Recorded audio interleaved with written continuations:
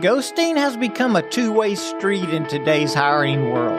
Job seekers feel like recruiters disappear after they send in their application or even after the face-to-face interview.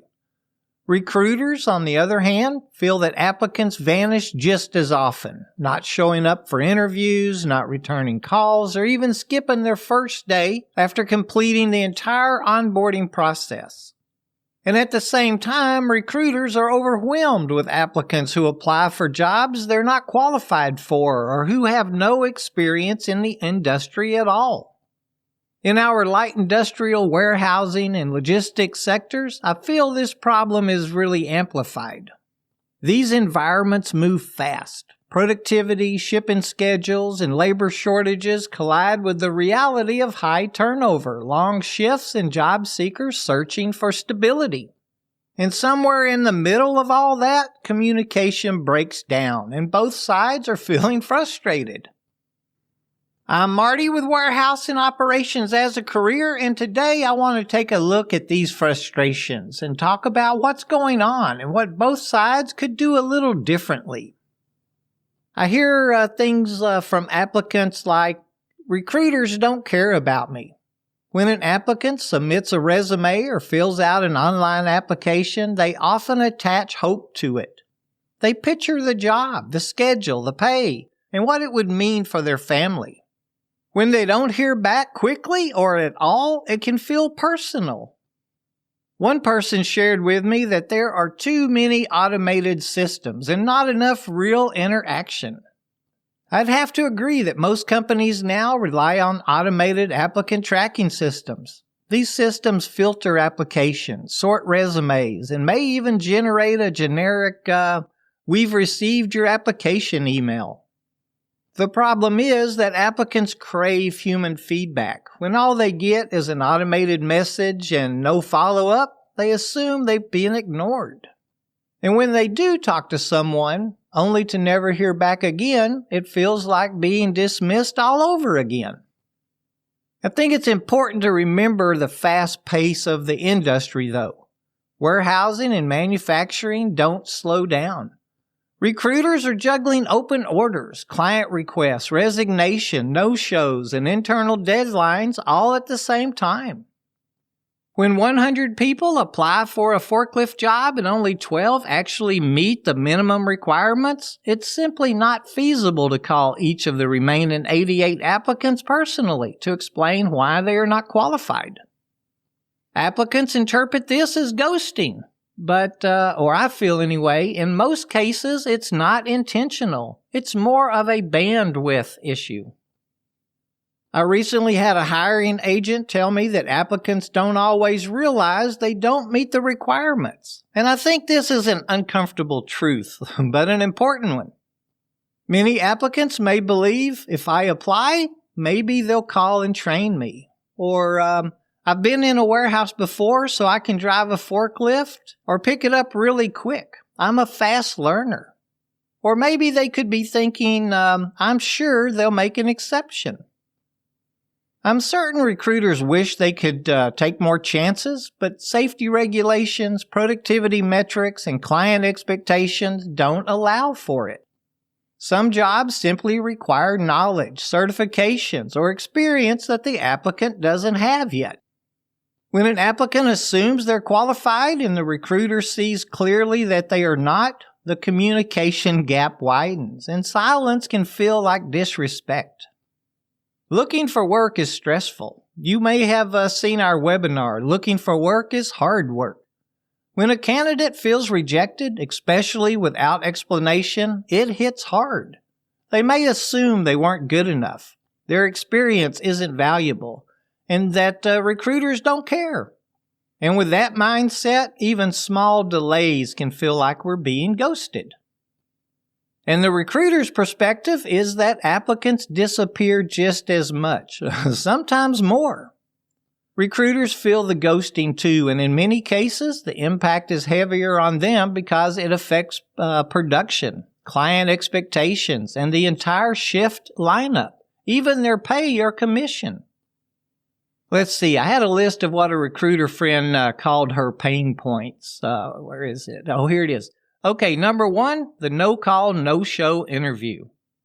This is one of the biggest frustrations recruiters face. They can schedule interviews, send reminders, follow up with calls and texts, and then the applicant simply doesn't show up. No message, no explanation.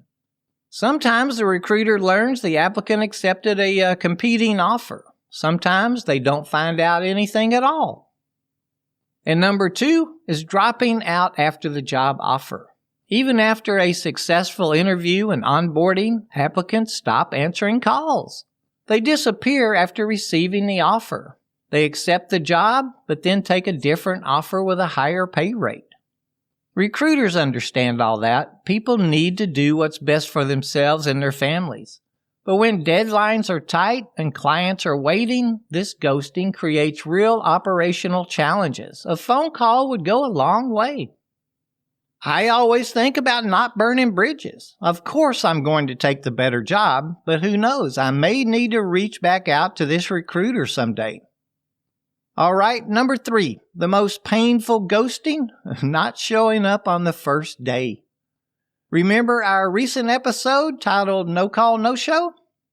Anyway, this one is devastating for clients and recruiters. After investing time, energy, paperwork, background checks, and orientation, the applicant simply does not show. And many never call to explain why. In the light industrial field, where schedules are built tightly around shift needs, one missing person can throw off picking rates, loading times, assembly line speed, shipping windows, and overall productivity. Recruiters and hiring agents understand that emergencies happen. Cars break down, kids get sick, people change their minds. But the absence of communication leaves recruiters scrambling, often long after the applicant has already moved on. In my opinion, or the way I look at it, and by the way, that and $1 will get you a donut, but I feel ghosting isn't really about disrespect. It's more about fear, stress, assumptions, or misaligned expectations. Here are my thoughts towards the root causes driving the cycle. There's too much automation and not enough human contact. Technology sped up the hiring process, no doubt, but it also removed the personal element both sides needs. And job seekers apply to dozens of positions at once. One-click applications mean applicants may not even remember all the jobs they applied for. Recruiters then spend hours calling candidates who barely recall applying. And a big one, many applicants apply for jobs they aren't qualified for. Not out of laziness, but I think out of hope. Here's one I experienced this week. Recruiters are managing heavy workloads. When you're trying to fill 20 positions by tomorrow, one-on-one follow-up becomes impossible. It's easy for all of us to assume the worst. Applicants think they didn't call, so I must not matter. Recruiters think if they're not answering now, they won't show up on the job. These assumptions kill communication before it even begins, and quite frankly, I think they're cop-outs and ridiculous. So now that we all know all that, how can us as applicants reduce the chance of being ghosted? While nothing eliminates ghosting entirely, here are ways we can dramatically increase our chances of hearing back and staying in the running. First, let's apply only to jobs we meet the minimum qualifications for. This shows the recruiter you're serious and saves you both time. Next, answer our phone and check voicemail. I know, we're all getting 10 spam calls a day, so we screen them. But remember, a recruiter may be making 50 calls for this position. Recruiters move fast. Missing a call by 2 hours can mean the position is already filled. And here is one few of us do. We shouldn't have to, but it helps. Follow up professionally. A simple message, voicemail, or email goes a long way. Something like, "Hi, just checking on the status of my application. I'm still very interested."